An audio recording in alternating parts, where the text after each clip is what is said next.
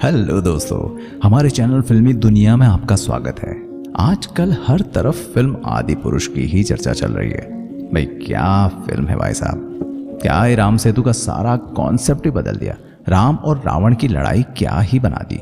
माता शबरी का तो मजाक अलग बनाया, सारी की सारी रामायण की तो स्टोरी बदल कर रख दी। चाहे वो इंद्रजीत हो या फिर हनुमान, चाहे वो कैरेक्टर की ड्रेस हो या फिर संजीवनी पोटी, सब कुछ बदल कर रख दिया उल्टा पुल्टा। इसमें से पहला चेंज वरदान में, जब रावण ने तपस्या की ब्रह्मा जी से वरदान मांगने के लिए, लेकिन आदि पुरुष के ब्रह्मा जी ने तो अलग ही वरदान दे दिया। उन्होंने रावण से खुश होकर कहा कि न दिन में, न रात में, न जल में, न वायु में, न धरती, न आसमान में, न ही किसी देव या फिर किसी दानव से किसी के हाथों तुम्हारी मृत्यु नहीं मिलेगी। मैं आदि पुरुष की टीम से बस एक ये बात कहना चाहता हूँ कि भाई मेरे 600 करोड़ रुपए भोगने से पहले ये तो पता कर लेते कि ये वरदान त्रेता युग में रावण को नहीं, सतयुग में हिरण्यकश्यप को मिला था, जिनका वध विष्णु के चौथे अवतार यानी नरसिंह भगवान ने किया था। अगला चेंज ये कि जब लंकेश जानकी माता को लेकर जाते हैं अपने पुष्पक विमान में, तो उनका जटायु पीछा करते हैं, लेकिन रावण उनका पंख काट देते हैं। इसके बाद वो जमीन पर पड़े पड़े राम राम पुकारते हैं। वहीं राम भगवान और लक्ष्मण सीता माता को ढूंढते हुए जटायु के पास पहुंच जाते हैं। तो जटायु उन्हें बताते हैं कि सीता माता को कौन लेकर गया और किधर से लेकर गया। इसमें तो रावण और लक्ष्मण पहले ही रावण का पीछा कर रहे होते हैं, तो जटायु उन्हें पहले ही मरे हुए मिलते हैं। मतलब उन्हें अपने आप ही पता होता है कि कौन है, कहाँ गया है। अगले चेंज में तो मुझे गुस्सा ही आ गया। हुआ क्या कि जब राम जी और लक्ष्मण जी सीता माता को ढूंढ रहे होते हैं, हर जगह तो एक जगह माता शबरी फूलों का मार्ग सजा रही होती हैं अपने प्रभु श्री राम जी के लिए कि वो आएंगे और उनको दर्शन देंगे। और ये काम वो हर दिन किया करते थे और किसी साधु महात्मा तक को उन फूलों पर चरण नहीं रखने देते थे। जिसके बाद फाइनली श्री राम भगवान भी शबरी से मिलते हैं। कितना प्यारा और मीठा संवाद होता है वहां पर, रोंगटे खड़े हो जाते हैं, इमोशनल हो जाते हैं सब। पर इतनी बड़ी कोठी बंगले वालों ने बिना कोई रिसर्च करे सीन की रेड मार कर रख दी। उन्होंने दिखाया कि माता शबरी खुद चलकर राम और लक्ष्मण के पास आ रही हैं और लक्ष्मण उन पर तीर दिखाकर कहते हैं कि अपना परिचय दो। और हाँ, इससे पहले बुढ़िया कहाँ, ये अलग। उसके बाद झूठे बेर राम जी लक्ष्मण जी से खाने के लिए कहते हैं। यहाँ दिखाया गया कि लक्ष्मण जी राम जी की कितनी इज्जत करते हैं, दोनों में कितना प्रेम है, लेकिन यहाँ पर ऐसा कुछ भी नहीं। अगला चेंज भी बहुत ही बकवास। जब हनुमान जी को बंदी बनाकर रावण के आगे लाया जाता है, तो रावण भरी सभा में सबके आगे बैठा होता है, जिसमें सभी मंत्री अपना अलग अलग फैसला सुनाते हैं। लेकिन आदि पुरुष में ना कोई सभा, ना ही कोई सभासद। उन्हें पता नहीं क्या वेल्डिंग की दुकान खोल कर रखी थी। आयरन मैन रावण का तो मजाक ही बना दिया। और भाई वो डायलॉग हनुमान जी का, कपड़ा तेरे बाप का, तेल तेरे बाप का, आग भी तेरे बाप की तो जलेगी भी तेरे बाप की। I mean, क्या फूक के स्क्रिप्ट लिखी थी भाई तुमने। अगले चेंज में तो ये कहना चाहूंगा कि इसमें तो कोई चेंज होना ही नहीं चाहिए था। राम सेतु एक ऐसा सेंसिटिव टॉपिक है जिसे जैसा हो वैसा ही दिखाना चाहिए। जैसे जब राम भगवान ब्रह्मास्त्र चलाने वाले होते हैं, समुद्र प्रकट होकर उनसे माफी मांगता है कि वो पूजा में व्यस्त था, जिससे राम भगवान पूछते हैं कि समुद्र को पार कैसे करेंगे, अब तुम ही बताओ। तो कहते हैं कि आपकी सेना में नल और नील नाम के 2 भाई हैं, जिन्हें श्राप मिला हुआ है कि वो समुद्र में जो कुछ भी फेंकेंगे वो डूबेगा नहीं। और उसके अलावा श्री राम कहते हैं कि उनका ब्रह्मास्त्र जब एक बार धनुष पर चढ़ जाए तो उसे वापस नहीं रख सकते।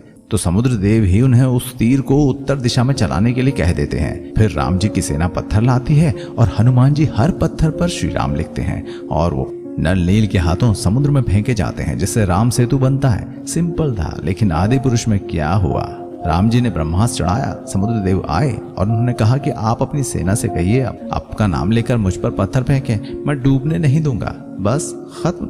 और वो ब्रह्मास्त्र जो चढ़ाया था वो वापस रख दिया। भाई यार 600 करोड़ का गांजा फूक दिया क्या। आदि पुरुष वालों ने राम सेतु की इतनी प्यारी हिस्ट्री को बदल कर ही रख दिया। क्या इम्पैक्ट पड़ेगा आने वाली जनरेशन पर, कभी सोचा भी।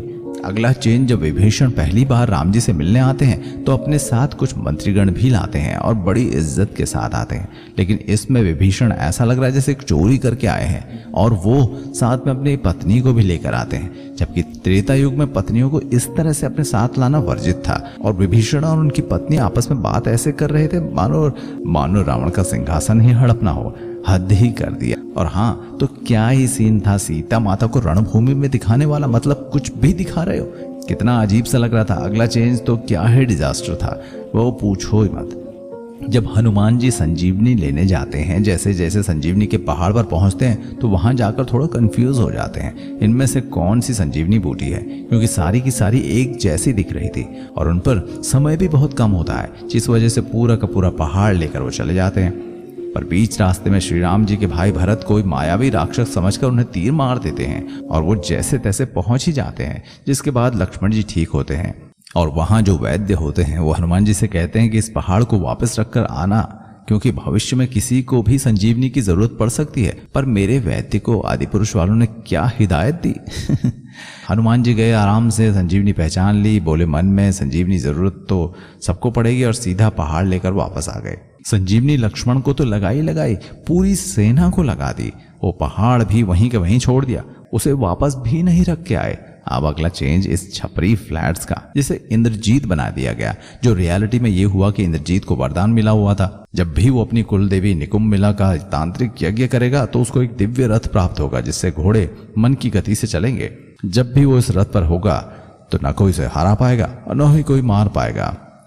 तो ये बात विभीषण ने राम जी लक्ष्मण जी को बता दी, जिसके बाद इंद्रजीत यज्ञ करता है तो उसके यज्ञ को सफल नहीं होने देते, जिसके बाद लक्ष्मण जी उनका वध कर देते हैं। लेकिन आपको पता है कि आदि पुरुष में क्या होता है, इंद्रजीत जब भी उस स्विमिंग पूल में होगा येलो कलर वाले में, तो उसकी शक्ति काम नहीं करेगी, जिसमें लक्ष्मण जी उसे पानी में ले जाकर अंदर ही मार देते हैं। अगला चेंज वो था जो पुष्पक विमान था ना, चमगादड़ जैसा, उसकी और हनुमान जी की फाइट होती है। मतलब कि सोच के देखो मूवी मेकर्स ने कैसे सोचा होगा अगला सीन, हनुमान जी वर्सेस पुष्पक विमान, और लास्ट में एक और दूसरा पुष्पक विमान भी दिखाया गया। क्या ही लॉजिक लगाया भाई, ये सब तो बेकार था ही भाई। लेकिन राम जी और रावण की लड़ाई तो सही दिखा देते। जब श्री राम रावण को हरा नहीं पाते थे तो विभीषण बताते हैं कि उनकी नाभि में अमृत है, और उसके बाद राम जी ने उनकी नाभि में ब्रह्मास्त्र चलाया और सारा अमृत सुखा दिया। रावण मरते मरते श्री राम बोल कर गए, लेकिन यहाँ तो अलग ही सीन हुआ। राम जी ने अपने आप ही सोच लिया कि रावण के पेट में तीर मार दो, और रावण हंसते हंसते मर गया। तो ये था आदि पुरुष के सारे चेंजेस पर हमारा वीडियो, और उम्मीद है आपको ये वीडियो जरूर पसंद आया होगा। वीडियो पसंद आया हो तो हमें कमेंट जरूर करिएगा, और मिलेंगे आपसे एक और वीडियो में बहुत जल्द।